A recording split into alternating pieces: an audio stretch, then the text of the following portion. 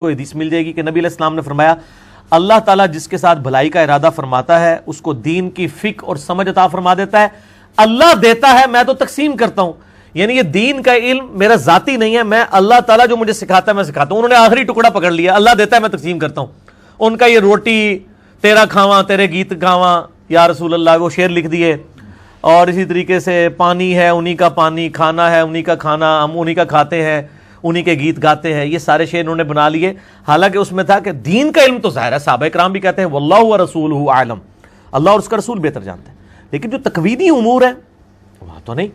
مسند احمد کے اندر حدیث ہے، الادب المفرد امام بخاری کی کتاب میں، ایک صحابی نے حضور کو کہہ دیا یا رسول اللہ صلی اللہ علیہ وآلہ وسلم ما شاء اللہ وشئت، اللہ کے رسول جو آپ چاہیں جو اللہ چاہے. آپ فرمایا اجعلتنی للہ ندا، کیا تو نے مجھے اللہ کے مقابلے میں کھڑا کر دیا؟ بل قل ما شاء اللہ وحدہ، بلکہ کہے جو اکیلا اللہ چاہے. اچھا اس صحابی نے آگے سے یہ نہیں کہا یا رسول اللہ صلی اللہ علیہ وآلہ وسلم دیکھیں میں جو وہ آپ کو اللہ کی اطاعت سے ہی مان رہا ہوں نا، آپ کیوں اس کو نیگیٹولی لے رہے ہیں؟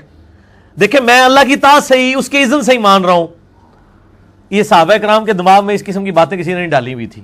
جی مستقل بذات، غیر مستقل بذات، اس پہ میرا ریسرچ پیپر بھی ہے، دعا صرف اللہ ہی سے، وہ آپ پڑھ لیں. اور دعا صرف اللہ ہی سے میرا لیکچر بھی ہے توحید کے اوپر، مسئلہ نمبر 3، اس میں نے یہ سب کچھ لکھا ہے. تو ان کے دماغ میں تو یہ وہم بھی نہیں آیا کہ یہ والا معاملہ. تو اس سے پتہ چلا تکوینی امور جو تقدیر سے تعلق رکھتے ہیں اس میں آپ صرف کہیں گے جو اللہ چاہے. الحمدللہ امت یہی کہتی ہے، ہم ماشاء اللہ و رسول تو نہیں کہتے، ماشاء اللہ ہی کہتے ہیں، انشاءاللہ ہی کہتے ہیں، انشاءاللہ و رسول تو نہیں کہتے. اللہ نبی وارث جو یہ یعنی لکھا ہوا ہے گاڑیوں کے پیچھے، یہ بالکل غلط ہے. اور یہ نبی علیہ السلام اگر آج دنیا میں موجود ہوں تو ان کے اوپر سخت عتاب فرمائیں. آپ اسی طریقے سے ابو داؤد اور ابن ماجہ میں، بلکہ ترمذی میں بھی حدیث موجود ہے، اور اس میں شریک القاضی مدلس ہیں لیکن سما کی تصریح سنن کبریٰ البیہقی کے اندر موجود ہے کہ ایک صحابی نے نبی علیہ السلام کو سجدہ کیا. آپ نے فرمایا سر اٹھا، یہ کیا کر رہا ہے؟ انہوں نے کہا یا رسول اللہ صلی اللہ علیہ وآلہ وسلم میں ہیرا نامی ایک شہر ہے کوفے کے پاس، وہ نجدیوں کا علاقہ، وہاں میں نے دیکھا کہ لوگ اپنے سردار کو سجدہ کرتے ہیں، آپ تو اللہ کے رسول ہیں، تو میں نے اسی کے اوپر اجتہاد اور قیاس کیا ہے.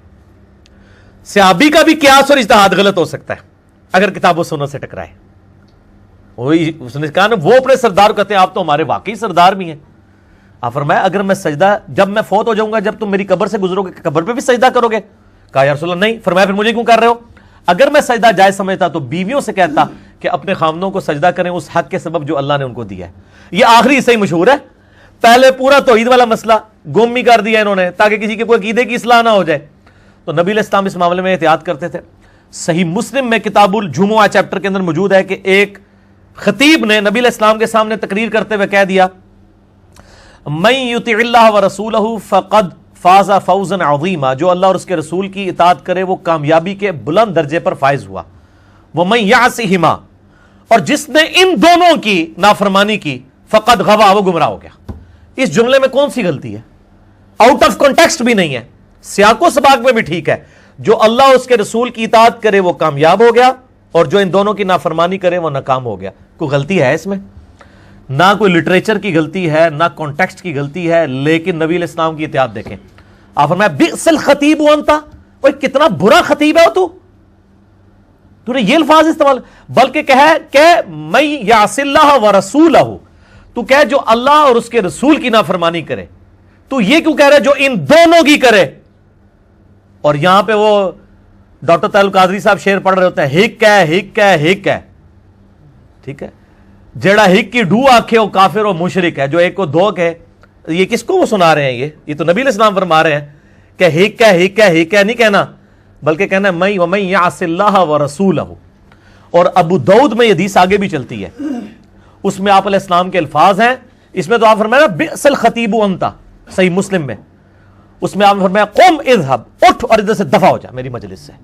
آپ وَإِنَّكَ لَعَلَىٰ خُلُقٍ عَظِيمٍ ہے، لیکن یہاں آپ نے برداشت نہیں کیا توحید کے اوپر حملہ، کیونکہ امام الموحدین بھی تو ہے نا. اگر آپ علیہ السلام نے یہ احتیاطیں نہ کی ہوتی تو عیسیٰ علیہ السلام کو جس طرح آج پوجا جا رہا ہے نا، ابو بکر عمر عثمان و علی رضی اللہ عنہم اجمعین بھی نبی علیہ السلام کو پوج رہے ہوتے اگر نبی علیہ السلام نے یہ تعلیمات اتنی سخت نہ دی ہوتی. اسی لیے صحیح بخاری میں آتا ہے نبی علیہ السلام کی وفات کے اوپر جو پہلا خطبہ ہے حضرت ابو بکر کا، 3 آیات قرآن کی پڑھ دی ہیں انہوں نے.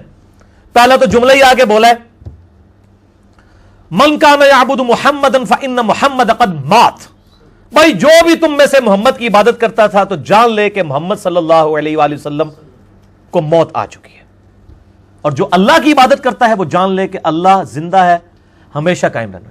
کتنا گستاخانہ جملہ ہے آج کی ڈاکٹرائن میں، حضور کی میت رکھی ہوئی ہے، حیات النبی نہیں پڑھا رہے، وہ وفات النبی پڑھا رہے ہیں، عقیدہ دے رہے ہیں، اور یہ انہوں نے اپنا ذاتی جملہ بولا ہے، یہ کہیں قرآن و حدیث میں جملہ نہیں آیا۔ جب یہ جملہ بولا پھر انہوں نے قرآن کی آیت پڑھی، وما محمد الا رسول قد خلت من قبلہ الرسل افإن مات او قتل انقلبتم علی اعقابکم۔ دیکھو محمد تو نہیں صلی اللہ علیہ وآلہ وسلم مگر ایک رسول ہی، اگر یہ فوت ہو جائیں یا شہید کر دیے جائیں جنگ میں، یہ میں ترجمہ کر رہا ہوں، اللہ تعالیٰ نے یہ لفظ نہیں استعمال کیا، اللہ نے کہا اگر محمد مر جائیں یا قتل ہو جائیں کیا تم دین سے الٹے قدم پھر جاؤ گے؟ اور جو کوئی دین پہ ثابت قدم رہے گا اللہ تعالیٰ اس کو جزا دے گا، اور جو الٹے قدم پھیرے گا اللہ کا کوئی نقصان نہیں کرے گا۔ اب یہ ہوتے تو یہ تو الفاظ بھی صحیح کراتے کہ آپ نے اللہ کیوں کہا ہے کہ اگر محمد مر جائیں یا شہید قتل کر دیے جائیں، آپ کو کہنا چاہیے تھا وصال فرما جائیں یا شہید ہو جائیں، پردہ فرما جائیں۔ وہ اللہ کے بندوں میں تائیں پٹنا کہ جس خدا کا تعارف ہمارے علماء انڈیا پاکستان بنگلہ دیش کے علماء اور بزرگوں نے ہمیں کروایا ہے، وہ خدا کوئی اور ہے، اور جو خدا قرآن و سنت کے اندر ہے وہ اور ہے، اور وہی خدا ہے جس کے سامنے آپ نے مر کے بعد پیش ہونا ہے۔ اچھا اب آپ دیکھیں کہ یہ اس لیول کی اطاعت، آپ نے فرمایا اٹھ اور دفع ہو جائے ادھر سے، تو نے یہ الفاظ کیوں استعمال کیے؟ اس نے تو آگے سے نہیں کہا یا رسول اللہ علیہ وسلم میری تو ایسی کوئی نیت نہیں تھی، میں نے تو دیکھیں پورے کانٹیکسٹ میں جملہ بولا ہے۔ یہاں بھی لوگ دلیل دے رہے ہوتے ہیں، او جی ہم تو اللہ کا بندہ ہی مانتے ہیں نا جی، ہم کون سا ان کو اللہ کہتے ہیں؟ تو صحابی کا اللہ کہہ رہا تھا جس نے کہا کہ جو ان دونوں کی نافرمانی کرے، اس یہ ہوتے تو یہ آگے ڈیبیٹ کرتے کہ یا رسول اللہ علیہ وسلم کیا ہویا جے، اسی تو کوئی ایسی گل نہیں جی کی تھی، ہم نے تو کوئی ایسی بات نہیں کی ہے، میں تو کانٹیکسٹ میں بات کر رہا ہوں، جو اللہ اس کے رسول کی اطاعت کرے وہ کامیاب ہو گیا، جو ان دونوں کی نافرمانی کرے وہ ناکام ہو جائے، اس میں نے کون سا جرم کر دیا ہے؟ ان کے دماغ میں فطور نہیں تھے جو انڈیا پاکستان بنگلہ دیش افغانستان کے بزرگوں اور علماء نے ان کے دلوں کے اندر کوٹ کوٹ کے بھر دی ہیں، اور پھر وہ اللہ نبی وارث اور پتہ نہیں کیا کیا چیزیں ٹیکسیوں کے پیچھے بھی لکھی ہوئی ہوتی ہیں انہوں نے، اور جو کوئی سمجھا رہا ہوتا ہے اس کے اوپر یہ گستاخی کے فتوے لگا رہے ہوتے ہیں۔ تو شرم کریں، یعنی آپ کو پھر اس کے اوپر شعر سنا دیں گے، عشق دے چلے نمبر لے گئے عقل والے انجے ہی عمرہ گالیاں، کہ عشق کے جو پاگل ہیں وہی جیتیں گے، عقل والے تو رہ جائیں گے۔ قرآن تو بالکل الٹ بات پر کرتا ہے اس کے، قرآن تو کہتا ہے قل هل يستوي الذين لا يعلمون والذين هل يستوي الذين يعلمون والذين لا يعلمون انما يتذكر اولو الالباب۔ اے نبی علیہ السلام فرما دیجئے علم والے اور بغیر علم والے تو برابر نہیں ہو سکتے، نصیحت تو نہیں حاصل کرتے مگر عقل والے۔ تسی کہندے ہو عقل والے عمرہ گالیاں، اللہ کہندا عقل والے ہی بندے دے پتر جے۔ دیکھ لیں کتنی ڈیفرنٹ ڈاکٹرائن ہے۔ پھر آیا کہ انما یخشی اللہ من عبادہ العلماء، اللہ کی معرفت اور خشیت صرف اہل علم کو ہے۔ پھر نبی علیہ السلام کو کہا گیا ربی زدنی علما، اے نبی آپ بھی دعا کیجئے اللہ میرے علم میں اضافہ کر دے۔ آپ کو یہ نہیں کہا گیا کہ اے نبی دعا کیجئے کہ اللہ میرے عشق میں اضافہ کر دے، یہ تو دعا نہیں سکھائی گئی، ٹھیک ہے۔ علم کی بنیاد کے اوپر ہی جو محبت ہوگی وہی کارگر ہے، ورنہ وہ دجالیت ہی ہوگی، وہ آپ کی اپنی ڈاکٹرائن ہوگی۔ جس طرح یہودیوں کے بارے میں سورۃ البقرہ میں آیا، یہودی کہتے ہیں کہ جنت جو ہے نا وہ ہمارے لیے گارنٹیڈ ہے، اگر ہم جنت دوزخ میں گئے بھی گئے تو اللہ تعالیٰ تھوڑے دنوں کے لیے لوگوں کی آنکھوں میں دھول جھولنے کے لیے ہمیں ڈالے گا، پھر آسی جنت جانا ہے، جنت جیسے ہی جانا ہے، جو کچھ بھی ہے اے اللہ تیرے محبوب کی امت سے ہیں۔ یہ سیم چیزیں یہودی بھی کہتے تھے۔ سورہ بقرہ شروع میں کیوں رکھی گئی ہے قرآن کے؟ حالانکہ نازل تو جا کے مدینے میں ہوئی ہے، اس سے پہلے 2/3 قرآن نازل ہو چکا تھا، تاکہ بتایا جائے کہ تم سے پہلے بھی ایک لاڈلی امت تھی، 3 کتابیں اس میں آئیں، ہزاروں پیغمبر آئے بنی اسرائیل، تمہارے پاس تو ایک پیغمبر اور ایک کتاب آئی ہے نا، جن کے پاس 3 کتابیں اور ہزاروں پیغمبر آئے تھے نا، جب انہوں نے ہم سے روگردانی کی ہے ہم نے ان کو ذلیل و خوار کر دیا قیامت تک کے لیے۔ ضربت علیہم الذلہ والمسکنہ، ذلت اور مسکنت ان کے اوپر طاری کر دی ہے۔ اور دیکھ لینا آپ، تو تمہیں کس چیز کا زوم ہے؟ تو 7 یونیورسل ٹروتھ آئے ہیں سورہ بقرہ کے شروع کے رکوعوں میں، بنی اسرائیل کے اوپر پوری چارج شیٹ ہے مقدمے کی، ایک ایک جرم ان کا بتایا گیا، اینڈ پہ ایک یونیورسل ٹروتھ آیا ہے۔ اور میری آپ قرآن لیکچر دیکھ لیں، میں نے وہ 7 کے 7 یونیورسل ٹروتھ جو ہے نا بیان کیے ہیں کہ یہ اللہ کے جنرل رولز ہیں، جسے فٹ اسے گفٹ۔